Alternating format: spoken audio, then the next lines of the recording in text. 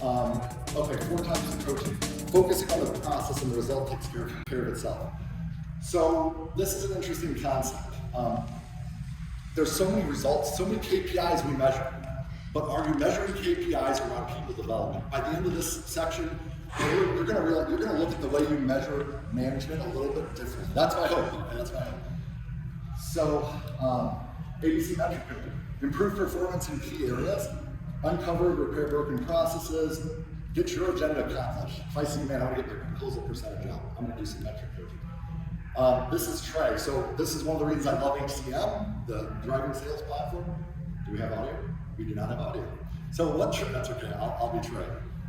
Sean's awesome, hire him. I'm just kidding, I'm totally joking. No, but Trey said, totally joking. But we're using the HCM to coach. So Trey was 2 stars, and what he says here is, Sean's desking was absolutely, where he said, metric coaching helped me figure out that my look to book, not the metric, in V-audit was low. He goes, so that helped me realize where I was weak at the desk, and as a result, I've gotten much better at my, at the desk. And so he went from 2.3 stars there to 5 stars, which ultimately helped him hold an extra $18,000 in gross from one coaching conversation. So observational coaching, role play and help people improve. We've all heard about role play. Watch them in action, give them coaching to improve. This is key, and it's a nuance, but I want to make sure I point it out. Guys, every skill that you have, every step in your process, from the meet and greet to the needs assessment to the landing on a car, from checking a customer in to the MPI call to the delivery, if you're in fixed ops, every one of those steps has specific skills. Are you watching them play the game? Because if you just do metric coaching, if you just focus on the KPIs and results, that would be like a professional team, okay, not having a coach. The only thing the coach could look at was the stats. How effective of a coach would they be if they didn't watch the players play the game? If you're not doing this intentionally, AKA, okay, today we're going to observe you do the walk around. Today next week we'll observe you doing the demo round. If you're not doing that intentionally, you're really not watching your people play the game.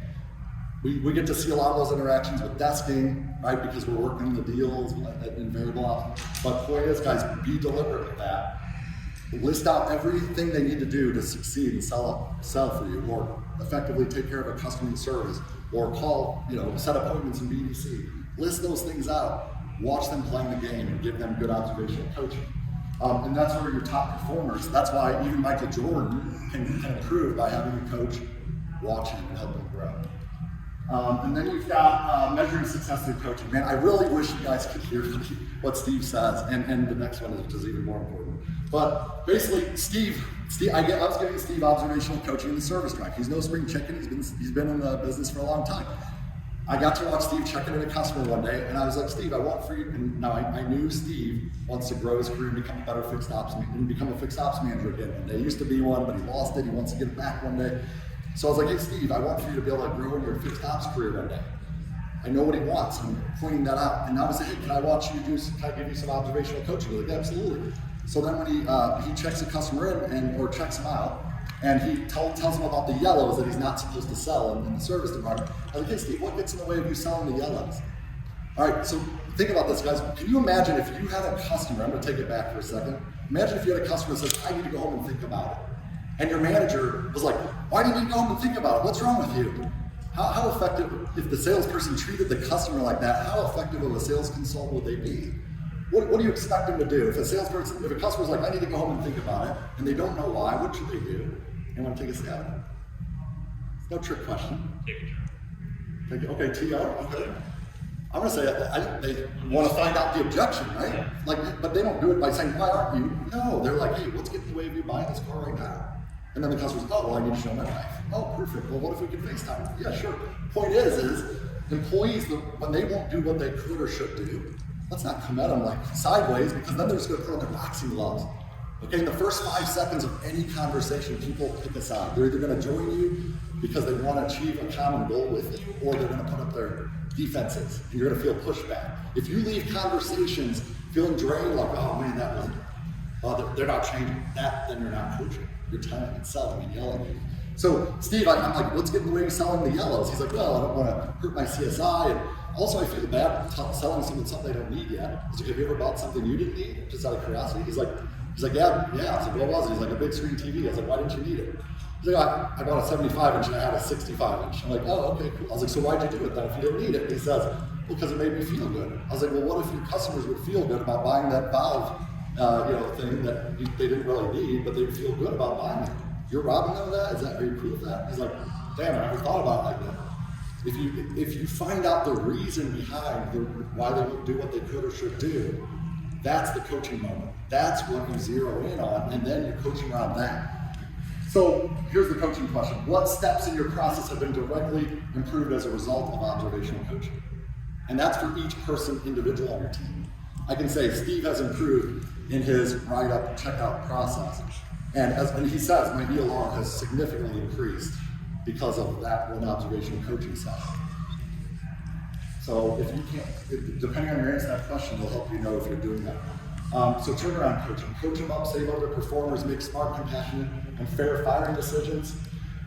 This was from last month. The manager reached out to me, and she's like, I really want to keep this Sabrina on my team. Like, I love her and I want her on my team, but she's under the minimum. She's going to miss the minimum expectation for the last 90 days. So unless next month she sells this many cars, she's not going to be able to make it. And she's got a wedding to go to. I can't fire someone when they're getting married. I'm like, what are we going to do? So I coached her through that. We came up with a plan to do turnaround coaching to help her exceed the expectation. We gave the sales rep 4 conversations over the course of 30 days to help her grow. And in the last week before her, and she's literally gone right now, doing a marriage thing, she was able to exceed the goal by selling 5 cars in a week. She hadn't done 5 cars since she worked there.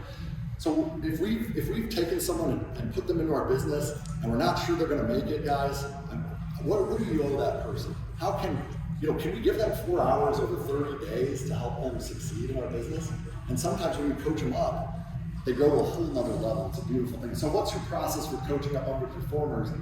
And what percentage of underperformers have your managers or leaders say? That's a question. If you can't answer that, you may not be coaching. Okay, my friend. The next one is aspirational coaching. Man, I wish I had played this.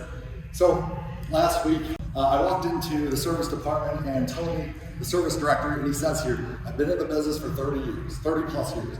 And it basically says Sean's coaching, aspirational coaching, and the people Sean brings into our dealership. I don't do most of the fixed ops coaching, but I have fixed ops coaches. But I do work with the executives, I'll do the executive coaching. He says has changed everything for me. So when I walked in the dealership 3 weeks ago, he shook, firmest handshake I think I've ever received. It literally almost broke my hand. I was like, what's going on, man? And he's like, I just want to thank you. He goes, I know I have a path forward here. I think I'm going to earn a promotion. And also, he goes, I know that I'm spending more time with my wife than ever because of that condo we had 2 years ago. He's like, I can't believe what I've accomplished in 2 years. Anyway, so aspirational coaching, this is how you measure your leadership, all right? How many personal and career goals have you helped the individuals on your team accomplish through aspirational coaching? That's a measurable KPI, right? Tony becomes fixed ops director of 2 stores, coaching. So are we measuring those? If your leaders aren't creating those type of wins, then that means they're not what? Think about this, go back to the beginning. Are they listening to what the employees want most? Are they finding out why those things are important to them? Are they doing ongoing coaching to help them succeed?